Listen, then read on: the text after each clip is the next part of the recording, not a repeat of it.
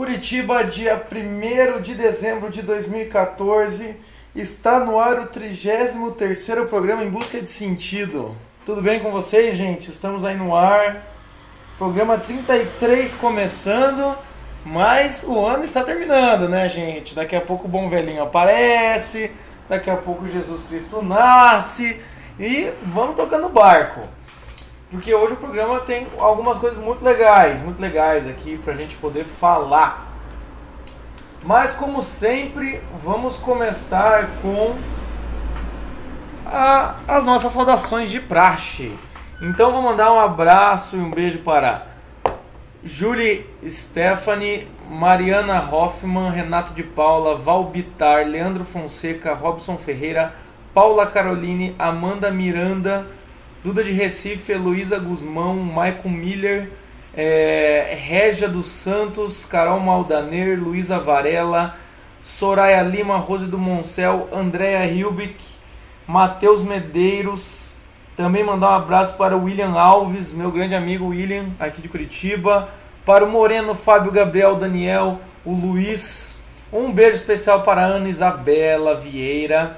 E um abraço para o Jean. Também mandar um abraço e um beijo para a Daniela Maria Roseto, Ionara Ramos, Maicon Miller, Samuel Eduardo Bauer, Wellington Anderson.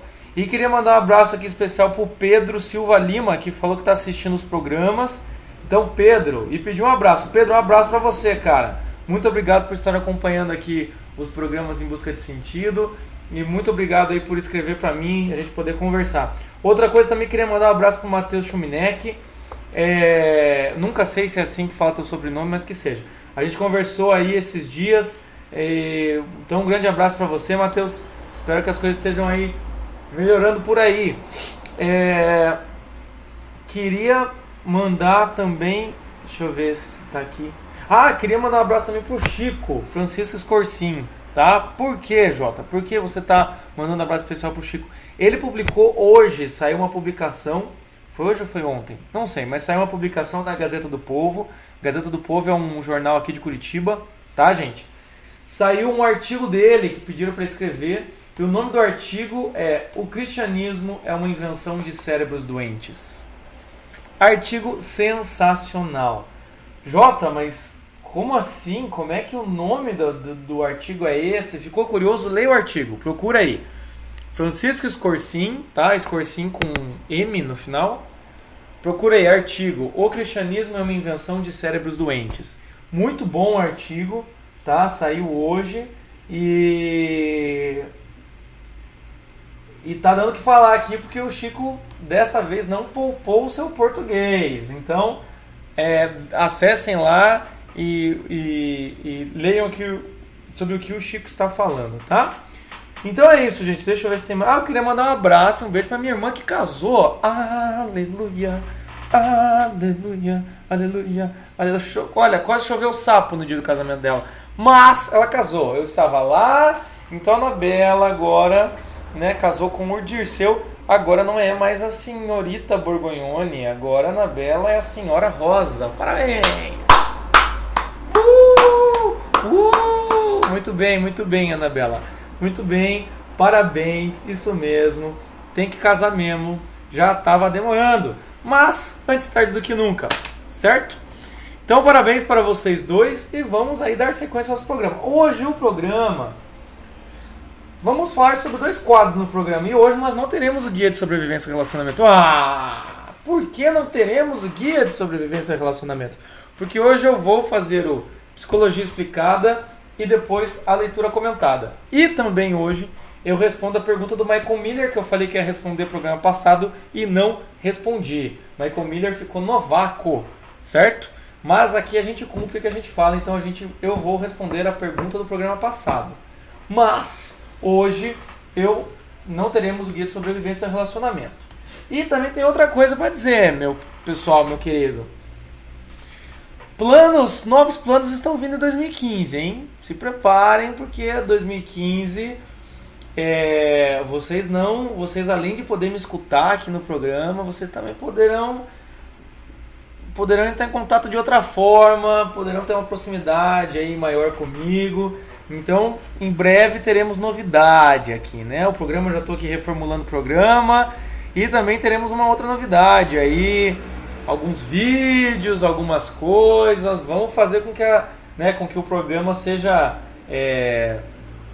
alcance mais pessoas, não só aqui a Rádio Vox, mas vamos ver se a gente alcança mais gente ainda. Mas stay tuned, né? Fiquem ligados aí que em breve eu poderei falar mais novidades aí do ano que vem, tá? Mas como ainda só estamos no dia 1º de dezembro, vamos devagar com o andor. Então vamos lá, gente. Quadro de hoje, Psicologia Explicada. O que eu vou falar hoje, eu vou falar no programa que vem e talvez no outro e assim por diante, porque o assunto é muito interessante, tá, gente? O que eu vou falar hoje é ocupação da vida, tá? Ocupação da vida, gente. Como assim ocupação da vida? Sabe aquele ditado, cabeça vazia é oficina do capeta? Então, gente, a coisa vai mais ou menos por aí. Muitas vezes, gente, o que eu quero dizer com isso, né? Vamos ser mais claro. Muitas vezes a gente está aí entre tensões e coisas para fazer e vários trabalhos ou então várias dúvidas, várias preocupações no nosso dia a dia.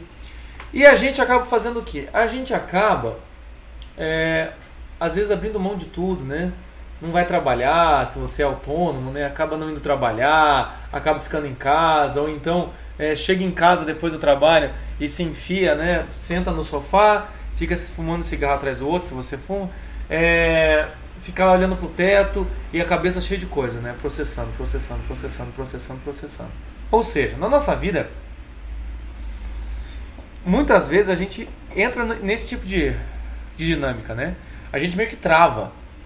A gente trava e daí a gente não sai do lugar, de forma alguma. Certo? O que eu quero falar hoje sobre ocupação? É que no meio de tensões e confusão, no meio de algumas tensões na nossa vida e confusões, o melhor que a gente pode fazer é o quê? Se ocupar. Calma aí que tá passando um ônibus aqui. Tá?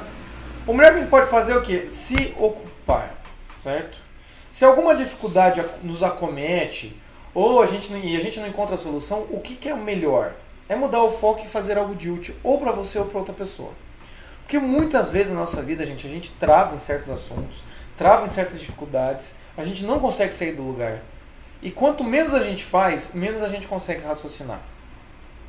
Ou então, quando a gente trava nesses assuntos, a gente começa a fazer aquilo que é mais cômodo pra gente. Seja comer, seja dormir, seja fumar, seja beber, seja ficar no Facebook, seja ficar no WhatsApp, conversando com os amigos. Ou seja, muitas vezes, quando a gente não sabe muito bem o que fazer, a gente tem a tendência a nos fechar. Claro que, às vezes, um momento de reflexão é interessante. Mas se você não consegue resolver a coisa, o melhor é o quê? É ir se ocupar, gente. Fazer alguma coisa. Então, assim, o que eu quero dizer com isso? Muitas vezes, quando você está aí com dificuldade em algum assunto, não consegue entender, o que é melhor? Vai lavar uma louça, filho. Vai limpar o chão, vai varrer, vai limpar a patente. Entendeu? Ou então vai fazer teu trabalho. Vai trabalhar com mais afinco, muda de foco. Entende? E vai se ocupar. Por que eu digo isso? Porque muitas vezes a gente aumenta algo que seria muito mais fácil de resolver. Por quê? Porque a gente entra no estado interior e a gente não sai do estado interior. A gente não provoca alteração do nosso estado interior. A gente trava num certo sentido, num certo estado, continua fazendo coisas que confirmem esse estado e então o que acontece? A gente não sai do mesmo estado. Eu dou um exemplo bem prático. Eu faço isso aqui em casa. Quando a coisa não está dando certo, até mesmo quando a coisa não está dando certo, lendo um livro. Esses dias eu estava lendo Lavelle. Pô, Lavelle não é fácil de ler. A gente orienta aqui, lê Lavelle, lê lá o Erro de Narciso, Consciência de Si, bababá. Daí você vai ler o Lavelle, aquele negócio é complicado demais. Então, o que às vezes eu faço? Lê um pouco do Lavelle, fica processando aquilo e vai passar um pano no chão, ué. Vai limpar a caixa dos gatos, vai lavar uma louça, não é verdade? Vai trocar a lâmpada que está queimada faz 2 meses, né? Vai passar uma vassoura na varanda, na sacada, né? Na varanda aqui, né? Também não é uma mansão. vai passar a vassoura na saca, ou seja, vai fazer alguma coisa, enquanto aquela informação que ainda não se resolveu vai processando. E também, dependendo da situação, se a coisa é mais profunda, se o assunto é mais difícil, certo? Que não é questão de minutos ou questão de meia hora que você resolve. E se você não tem nenhum trabalho, não tem nenhuma atividade, vai procurar um trabalho, né? Sabe quando a gente vê aquelas coisas no Facebook assim, isso daí é falta de louça para lavar? Tem muita gente que fala isso, né? Ou então é falta de um lote para carpir. Quando a gente fala isso, a gente fala de uma forma engraçada, obviamente, né? Até uma forma irônica, então muitas pessoas podem ficar ofendidas com isso. Mas, de certa forma, há algo de benéfico em você fazer algo de útil, enquanto muitas vezes você está confuso internamente. Um exemplo disso que eu sempre me chama a atenção é quando você vai conversar com um casal que acabou de ter o primeiro filho, né? Então eu já vi acontecer isso muito com meus amigos, né? Ou pessoas próximas. Quando o sujeito tá lá, ele e a esposa, você pergunta, ei, como é que tá? O sujeito às vezes reclama do trabalho, fala de alguma dificuldade com a esposa, ou então fala que tá tudo bem, mas ele fala dele, né? Não, porque eu tô assim, eu tô assado, coisa e tal, bababá, ela tá meio chateada, tal. Quando eles têm o primeiro filho, você vai perguntar pra eles, e aí, como é que vocês estão? Porque o nosso filho é isso, aquilo, outro, esses dias ele tava doente, blá, blá, blá, blá, blá. Eles começam a falar do filho. E isso me chama a atenção, não tô falando que isso acontece com todo mundo, mas me chama a atenção quando acontece isso com um casal, porque daí você percebe que o foco já não é mais eles já não são mais problema. Existe um trabalho, uma atividade muito maior do que os problemas que eles teriam, as dificuldades que eles teriam, que é o quê? O filho. E daí o foco dos dois vira o quê? Vira o filho. Né? Então eu percebo muito isso, assim, da coisa de quando você tem uma atividade para ser realizada, muitas vezes tem muita gente que fala assim, não deu nem tempo de pensar. Às vezes é bom isso. Às vezes é bom você mudar de foco e não dar tempo de pensar. Pensa no sujeito que terminou um casamento ou terminou um namoro.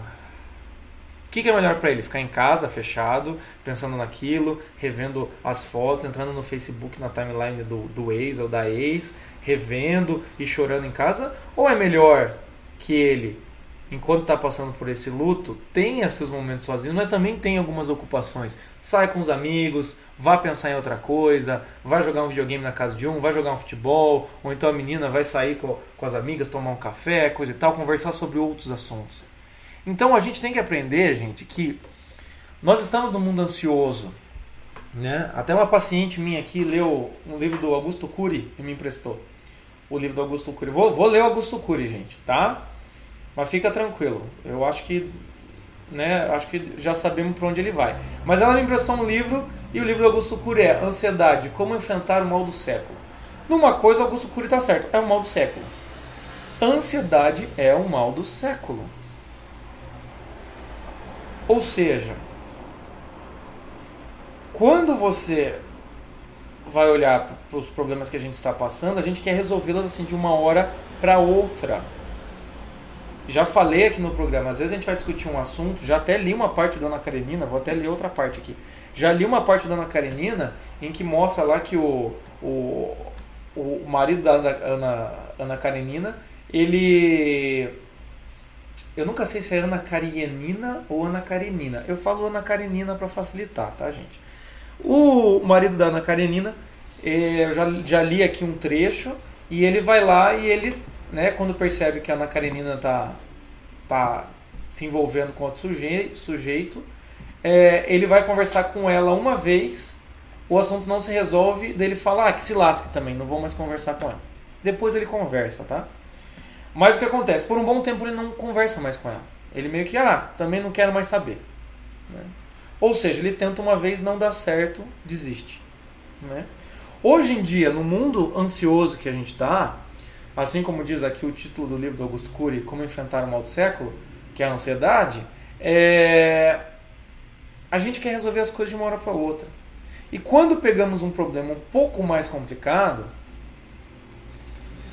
ou um problema que a gente precisa de mais tempo, a gente não sabe como lidar com ele. E às vezes a gente fica em cima do problema, sabe? Fica em cima e não resolve. Então, gente... Vai, moto, vai embora, moto. Foi. Então, gente, o que acontece? Muitas vezes o melhor que a gente pode fazer, depois de tentar resolver um problema, é se ocupar de outra coisa. E é nesse sentido que entra a frase da semana. Se você não sabe o que fazer, faça o que deve. Se não sabe o que fazer, faça o que deve. Do Juan Alfredo César Miller. Parênteses, o Juan Alfredo César Miller é aquele psicólogo zondiano que estudou Zondi, amigo do Olavo, que traduziu ali a Introdução à Psicologia do Destino, do Zondi. Voltando. Então, se você não sabe o que fazer, faça o que você deve. O que é que você deve fazer? Não sei, dentro da sua realidade, o que você deve fazer? Né? Eu, igual falei aqui, tem que varrer a casa, não tem empregado. Não tem que varrer a casa, tem que limpar a casa. Então, se eu não sei o que fazer com certos assuntos, se eu não sei o que fazer, às vezes com dúvidas pessoais, dúvidas profissionais, eu vou fazer o que eu devo. E qual que é o meu dever? Vou buscar descobrir qual que é o meu dever, certo? Porque aqui no programa eu falo muito sobre tem que buscar o sentido, mas a busca por sentido, tanto numa briga, numa discussão, num relacionamento, ou às vezes a busca por uma vocação, ela não pode paralisar você também. Não dá pra você parar tudo para ir em busca do seu sentido. Então eu vou ficar aqui, não vou trabalhar, não vou fazer nada, não vou limpar a casa, não vou dar atenção para meus amigos, não vou fazer nada enquanto não encontrar o meu sentido. Não dá, gente. Porque a busca por sentido também passa pelo dever. Né? E a gente tem que pensar que o sentido da vida é algo de certa forma extraordinário. Por que extraordinário? Porque é algo que só você vai fazer e vai ter sua marca. Certo? Mas você só vai alcançar o extraordinário fazendo o ordinário primeiro. Você só vai fazer aquilo que é específico seu, que é o seu sentido, que é a sua busca por sentido, se você fizer aquilo que é ordinário, que todo mundo deve fazer. E eu já falei sobre vida adulta aqui, ou seja, que é cuidar da sua vida. Né? João Paulo, mas eu tenho condições, eu tenho empregado, eu tenho aquilo outro, blá, blá, blá, blá, blá, blá. Então, gente, procura uma ocupação, procura qual que é o seu dever. Né? João Paulo, mas eu não tenho nada, eu posso ficar aqui, se eu ficar aqui sentado sem fazer nada, não tem problema, minha vida segue, coisa e tal. Então, procure uma outra ocupação. Né? Tá difícil no relacionamento, tá complicado, blá, blá, blá, pô, vai ler um livro que não fale sobre relacionamento. Né? Vai assistir um filme de ação, sei lá. Tenta mudar o foco. Muda o foco por um tempo. Né? Com certeza, né, é difícil a gente encontrar pessoas que podem se dar o luxo de não fazer nada. Mas o que acontece? Com certeza algum dever você tem para fazer. Então busca esse dever. Tá? Ou busca alguma coisa que você pode ser melhor. Mas, para a gente também não perder o foco, eu também não vou falar só sobre isso hoje. Eu quero falar mais sobre isso mais para frente. Então a primeira coisa que hoje eu quero dizer, e a gente vai continuar falando nos próximos programas, é o quê? Quando você não sabe o que fazer, faça o que você deve. Cumpre lá com as suas obrigações. Tá? Ou então faça aquilo que você já está fazendo com mais afinco.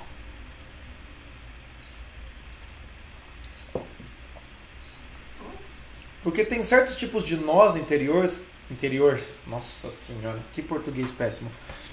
Existem certos tipos de nós interiores, né, certos nós que a gente tem dentro da nossa alma, que às vezes quanto mais a gente tenta desfazê-los, mais eles ficam nosados, né? Então, às vezes o melhor é deixar aquele nó quieto e trabalhar nos outros nós em volta. E aí, com o tempo, você vai ver que esse nó vai ficar mais fácil de desatar. Então, gente, para resumir hoje aqui, se tem uma dificuldade, não está conseguindo resolver, se ocupe de outra coisa. Depois volta para essa dificuldade. Não deu para resolver, se ocupe de outra coisa. Tá? E aqui também entra o trabalho. tá difícil, tua vida tá complicada, coisa e tal, então vai trabalhar, vai fazer alguma outra coisa, por você ou por outra pessoa. Você vai ver que o seu problema vai ficar muito mais tranquilo, muito mais fácil de lidar. Tá? Eu passo por isso muitas vezes, por ser psicólogo. Às vezes eu estou com um problema, entro em consultório, eu começo a atender meus pacientes. Quando eu vejo, eu já não estou mais pensando no problema, e quando eu volto para ele, meu problema já está diferente. Né? Mas isso é o que acontece comigo, isso é a minha profissão, né? Ou seja, eu tenho que lidar com o problema dos outros, né? Essa é a minha profissão. Mas eu já percebi que automaticamente muita coisa que eu acho que é problema, em entrar em contato com problemas dos outros e me desfocar do meu problema, do meu umbigo, fica mais fácil depois, quando eu volto, poder lidar com isso. Então hoje fica essa dica: quando você não sabe o que fazer, faça o que deve. Tá? Quando você não sabe muito bem como lidar com alguns problemas, se ocupe, vá fazer outra coisa. Tá bom? Maravilha? Então por aqui fica o Psicologia Explicada de hoje. Vamos continuar nos próximos programas, tá? Seguindo o barco, tendo dito isso, então vamos lá para a leitura comentada do livro maravilhoso Em Busca de Sentido. Então, gente, semana passada eu li o prefácio do Viktor Frankl. Hoje vou ler aqui, vamos começar com a obra mesmo, Em Busca de Sentido, tá? Vou ler hoje, na minha versão aqui, a página 15, 16 e 17. João Paulo, o que é leitura comentada? Eu estou lendo o livro Em Busca de Sentido do Viktor Frankl, um trechinho cada programa, e a gente vai comentar, eu vou comentando aqui, tá? Então pegue em mãos aí seu livro e vamos começar. Se você não encontra o livro, procure aí na página Em Busca de Referência número 13. Péssimo número, né? Mas tudo bem. Em Busca de Referência número 13. Tem aí o livro em PDF, Em Busca de Sentido, você pode ler junto comigo. Eu estou na página 15, tá? Começa com um psicólogo no campo de concentração. Ok? Vamos ler então, gente. Vamos lá. Este livro não trata de fatos e acontecimentos externos, mas de experiências pessoais de milhares de prisioneiros, que milhares de prisioneiros viveram de muitas formas. É a história de um campo de concentração visto de dentro, contada por um dos seus sobreviventes. Não vamos escrever os grandes horrores, já bastante denunciados, embora nem sempre se acredite neles, mas sim as inúmeras pequenas torturas. Em outras palavras, tentarei responder a seguinte pergunta: de que modo se refletia na mente do prisioneiro médio a vida cotidiana do campo de concentração? Então esse livro, gente, ele não está aqui para denunciar os horrores, ou os piores horrores, ou então falar de experiências, as maiores brutalidades que aconteceram no campo de concentração. Mas a ideia aqui do programa a ideia do livro que Viktor Frankl escreveu é fazer com que a gente possa entrar em contato com a vida cotidiana no campo de concentração. A vida que ele passou, para falar a verdade. Tá?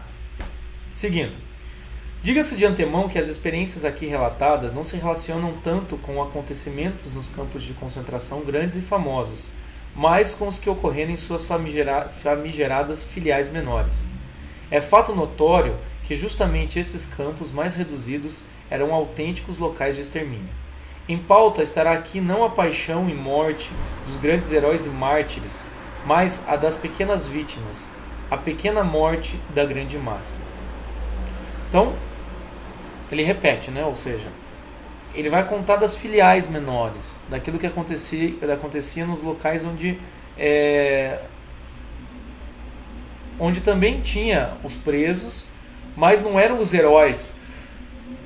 Não é histórias de superação ou histórias de bravura. Não, é a história do cotidiano no campo de concentração.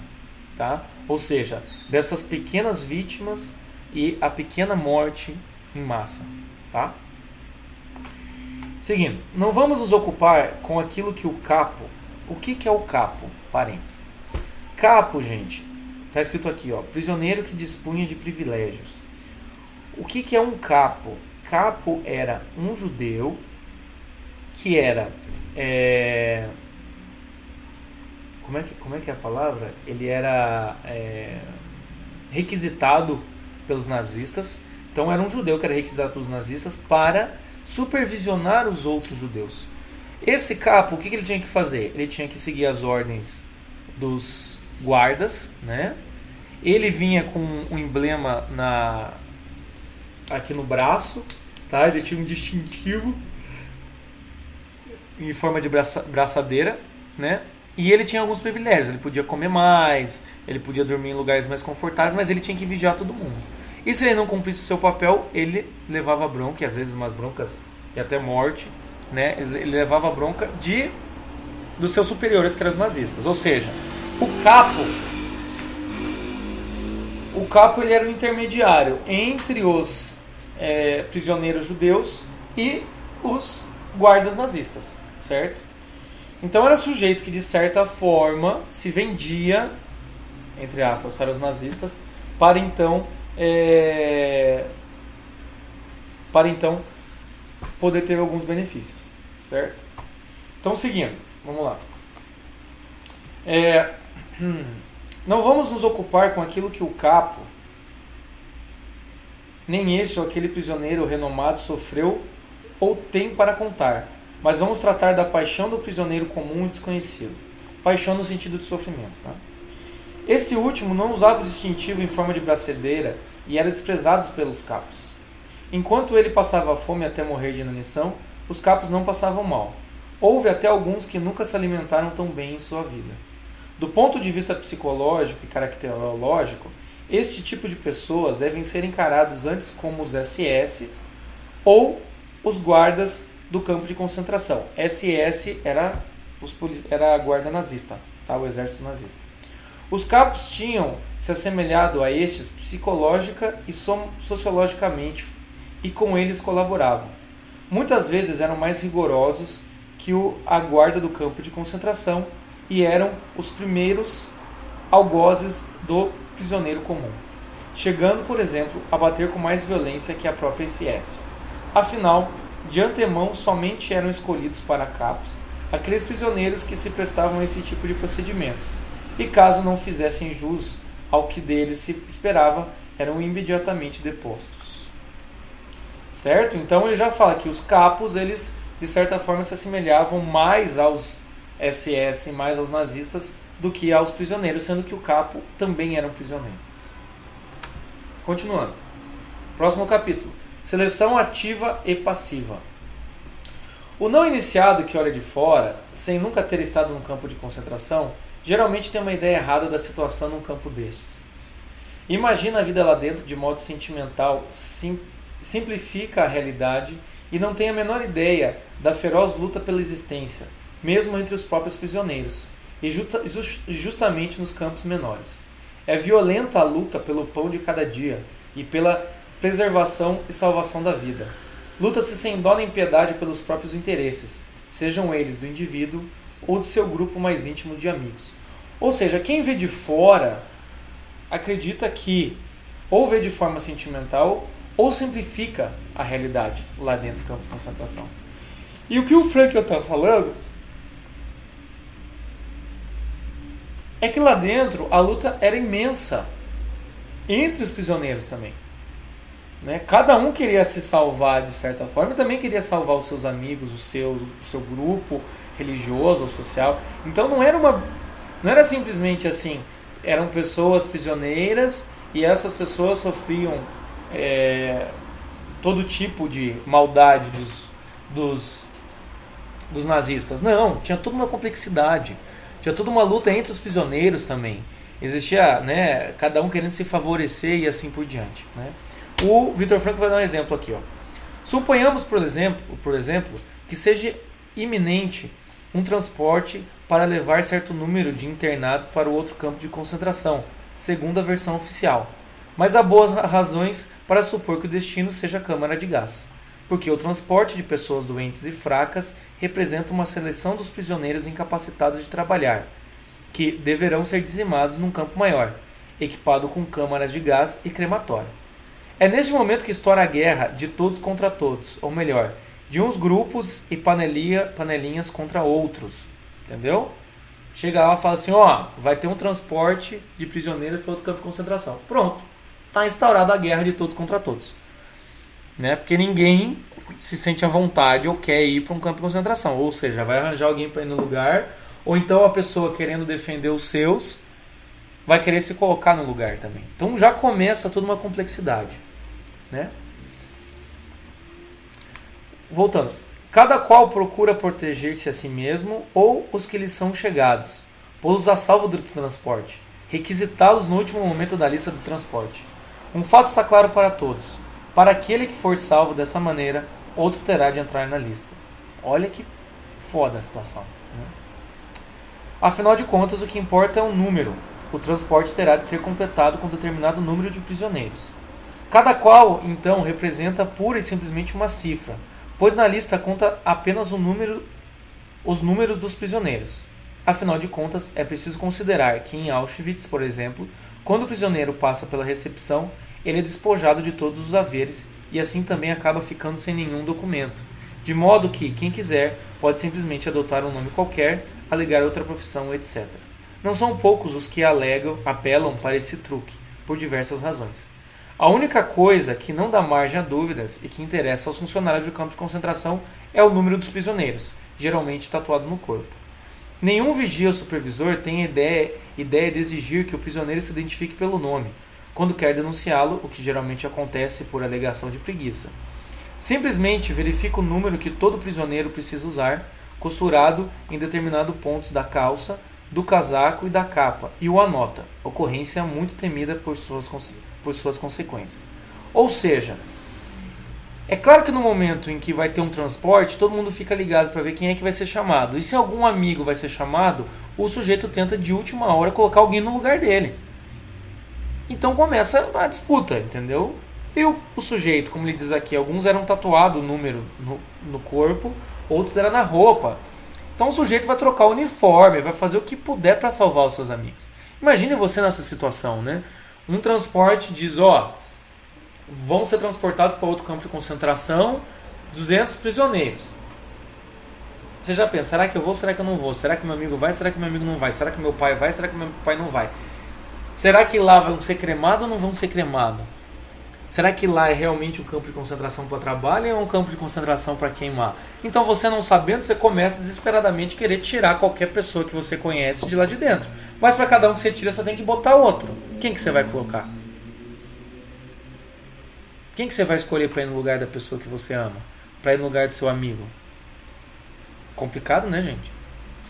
E isso é um drama do campo de concentração.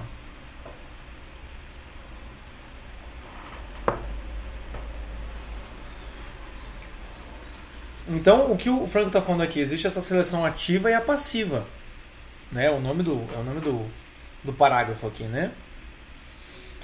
Então, já começa né, essa dificuldade, né? Essa luta que entre os prisioneiros também existia.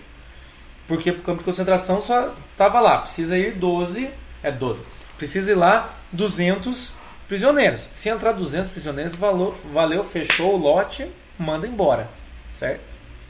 Então vamos lá, continuando.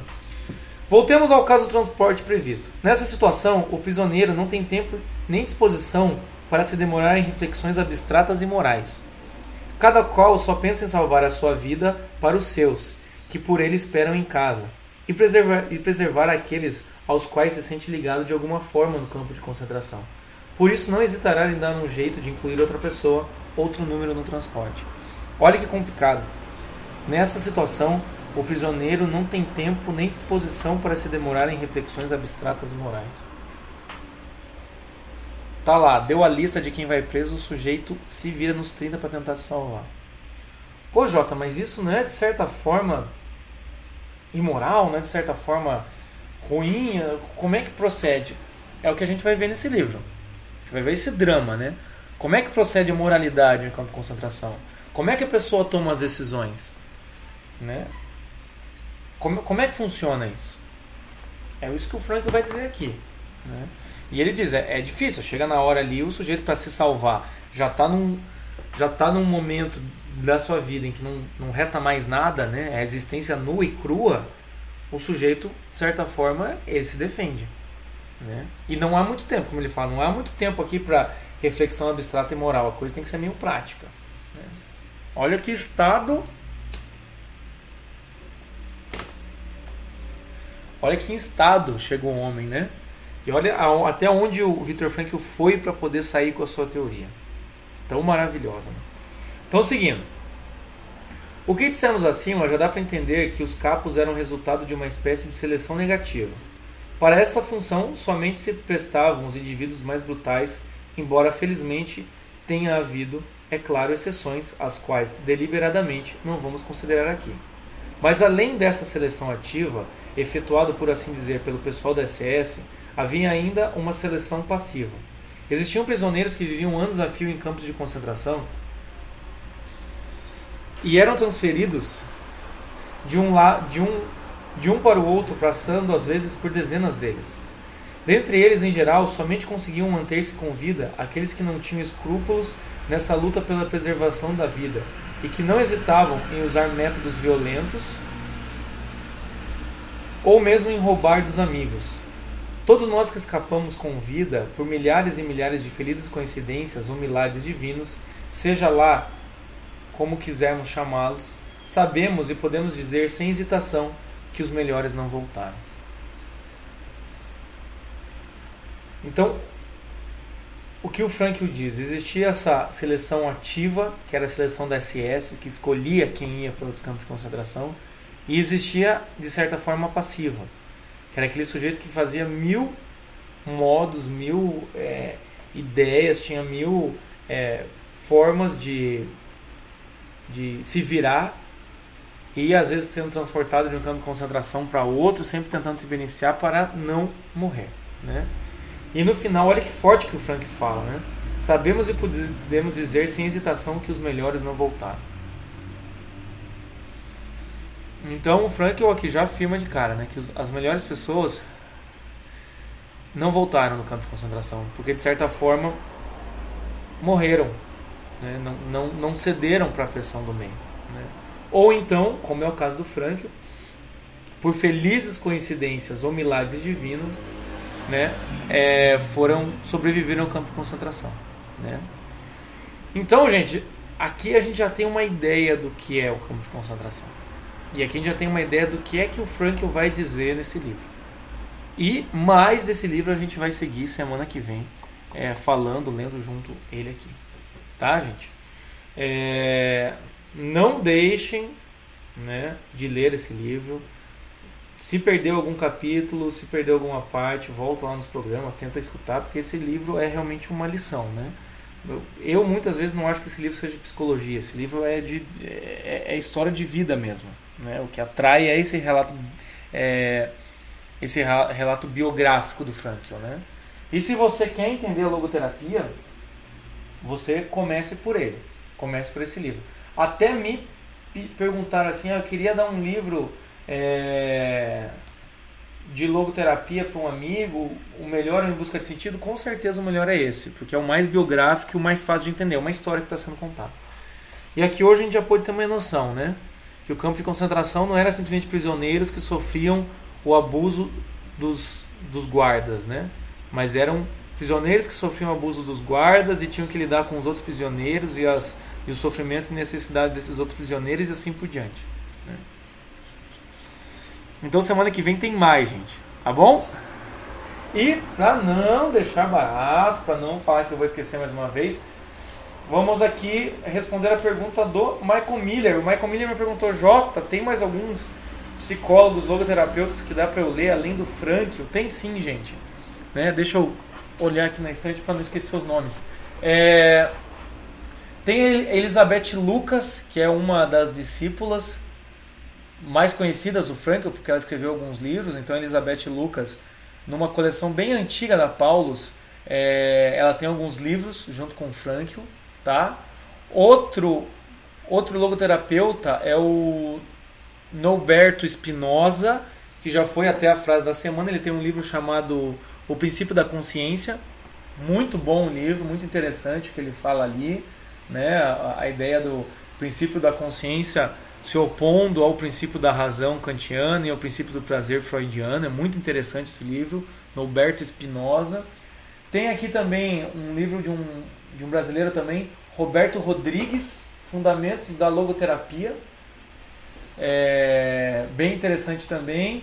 Tem outro chamado José Carlos Vitor Gomes, ele tem um livrinho bem pequenininho chamado Logoterapia. É bem legal esse livro. E claro que temos a Izar Aparecida de Moraes Chauza. A Izar Aparecida, que foi o livro aí que eu sorteei, né?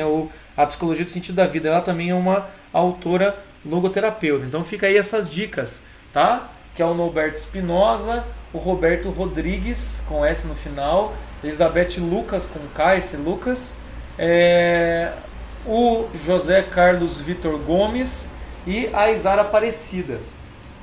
Muito interessante esses autores para quem está querendo se interessar mais em logoterapia. Ok, gente? Então por hoje ficamos aqui. Um grande abraço para todos vocês. Onde é que você me encontra? Você me encontra no facebook.com/em busca de sentido Rádio Vox. Lá tem alguma coisa, tá meio abandonado, peço desculpa, porque também a coisa está corrida, final de ano, a coisa aperta mesmo. Mas você me encontra lá, tá bom? Eu sempre estou postando lá a frase da semana, pelo menos a frase da semana e os programas que foram gravados. Também você me encontra aí no e-mail em busca de sentido radiovox@gmail.com. Pode me escrever lá, eu respondo sempre, tá? Fica à vontade, pode escrever, só eu leio esse e-mail. E também você me encontra na Rádio Vox toda segunda-feira às 10 da noite.